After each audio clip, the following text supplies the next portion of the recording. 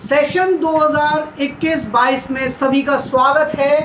देखते हैं हमारे टीचर्स की टीम ने क्या आप लोगों के लिए तैयार किया है।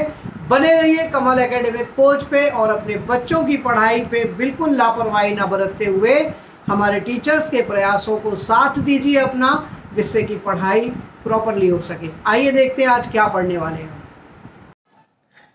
Hello students, welcome to our class of English literature. Today we are going to read a detective story, The Adventure of a Blue Diamond.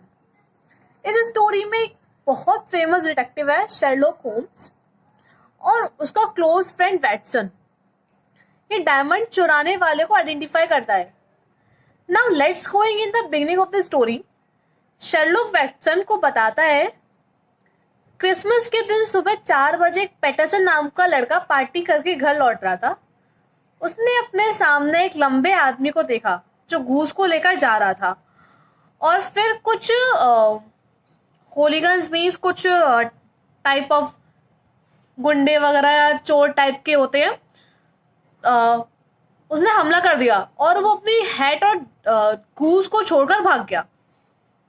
Sherlock ने कहा वो आदमी इंटेलिजेंट है क्योंकि हेड का साइज बड़ा है और इतने बड़े वाले ब्रेन के पास कुछ ना कुछ होना चाहिए।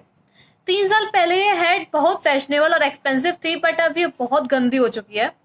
उसने ये भी कहा कि हाल ही में उस आदमी ने अपने बाल काटे हैं क्योंकि कुछ बाल उसकी हेड पर ही लगे हुए थे और वो बहुत दिनों से साफ नहीं हुए थे। जब वो लोग बातचीत कर रहे होते हैं तो पैटरसन दौड़ता हुआ आता है और वैटसन और शेरलॉक को बताता है कि उसकी पत्नी जब गूस को पका रही थी तो उस गूस के अंदर से एक ब्लू डायमंड निकला, वही चुरा हुआ डायमंड जिसकी न्यूज रोज पेपर में आती है और चोरी के लिए जॉन हॉर्नर नाम के एक शख्स पर उंगली उठाई गई थी।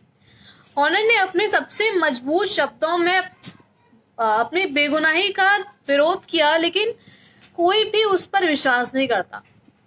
वे तय करते हैं कि उन्हें उस रहस्यमय आदमी को खोजने की जरूरत है।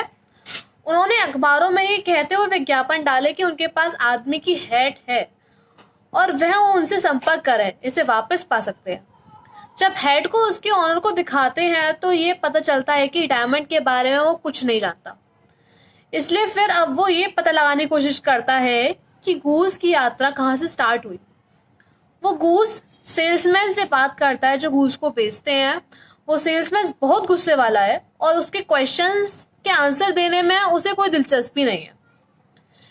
शेरलॉक ने सेल्समैन को एक शर्त बनाकर बताया कि वह गूस शहर से निकला था।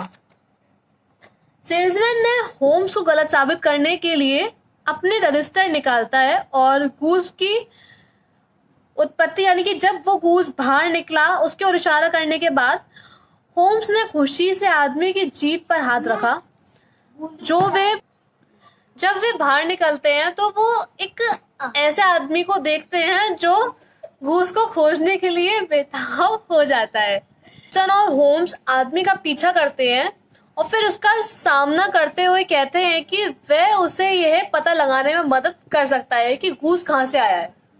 और जब ये पता चला कि वह आदमी जेम्स राइडर है, मतलब ये वही आदमी है जिसने जॉन हॉर्नर पर डायमंड चुराने का आरोप लगाया था, तो होम्स राइडर को उसके स्थान पर ले जाता है और यह बताता है कि उनके पास डायमंड है और राइडर को उसके बारे में जानने की जरूरत है।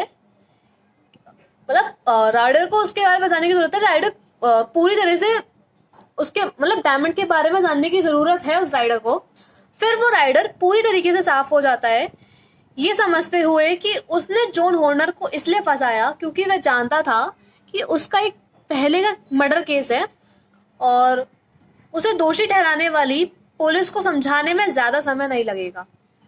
और जहां तक गूस की बात है, राइडर की बहन भी गूस फार्मर थी और राइडर ने अपनी बहन से क्रिसमस के लिए गूस मांग लिया और डायमंड को उसके गले में निकाल दिया और फिर वो उड़ गया। फिर जब वो दोबारा गूस को पकड़ कर लाया, उसने डायमंड निकालने के लिए उसे मार दिया, लेकिन उसके अंदर डायमंड नहीं था क्योंकि ऐसे गूस 2 थे और एक को उसकी बहन ने बेच दिया था। राइडर एक गूस को गलत उठा लाया था। राइडर होम्स से गुजारिश करता है कि वह उसे मुसीबत में ना डालें। वह सिसकता हुआ कहता है, मैं खुद एक ब्रांडेड चोर हूं, मैं कभी उस दौलत को नहीं छुआ जिसके लिए मेरे अपना किरदार बेचा।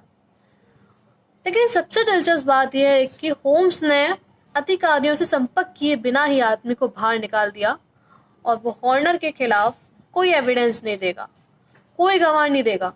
राइडर भी अब दूसरा अपराध करने से डरता है और फिर होम्स ने उसे माफ कर देता है और लास्ट में फिर वो उसे माफ कर देता, कोई सजा वजा नहीं होती है उसे।